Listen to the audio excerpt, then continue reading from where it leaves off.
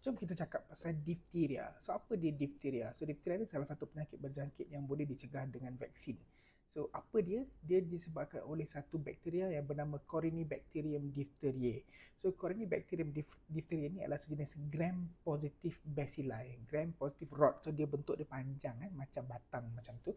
Dan nama dia Corynebacterium ni, coryneiform ni maknanya bentuk dia macam club shape, macam kayu hoki tu. Kan? Sebab apa, dalam salah satu jangka hayat dia memang berbentuk macam J shape tu, macam bentuk J tu, itu nama Corynebacterium.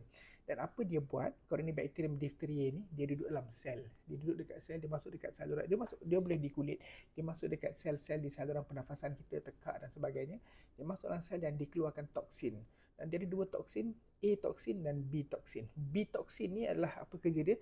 B toksin membukakan sel supaya toksin A toksin boleh masuk dalam sel. Dan bila A toksin masuk dalam sel, dia menyebabkan sel tu tak boleh buat protein.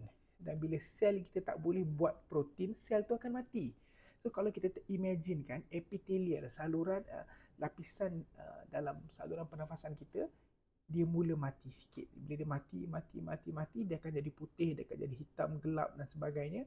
So, bila banyak layer epithelial, saluran yang lining kita punya airway ni mati, dia akan jadi apa? Dia akan nampak ada putih. So, kalau kita tengok tekak ada, akan nampak ada macam plak putih, pseudomembrane, macam satu membrane. Tapi dia bukan membrane, dia adalah sel-sel yang mati yang banyak. Dan bila dia banyak, dia besar, dia boleh sumbat pada saluran pernafasan. Sampai jadi biru, sampai tak boleh bernafas. Kadang-kadang kita terpaksa tebuk lubang dekat tekak untuk bypass tekak dia. Macam tu. Dan dia juga boleh menyebabkan masalah pada organ yang lain. Dia boleh pergi kulit jadi ulcer, putih-putih, ulcer sakit. Dia boleh pergi ke jantung menyebabkan myocarditis. Dia boleh menyebabkan masalah pada banyak organ lain, buah pinggang dan sebagainya. Kadar kematian dia tinggi walaupun dengan rawatan 5 ke 10% kadar kematian. Penyakit ni susah. Di Malaysia saya pernah jumpa mungkin 2 kali je macam tu, nak rawatan dia pun susah. Dia ada antitoksin yang kita kena bagi, ada antibiotik yang kita kena bagi. Tak senang, tak mudah, susah nak rawat dia. Tapi dia boleh dicegah dengan mudah. Dia boleh dicegah dengan vaccination. Kita bagi vaksin untuk difteria ni termasuk dalam yang 6 serangkai tu, umur 2 bulan, 3 bulan, 5 bulan dan 18 bulan.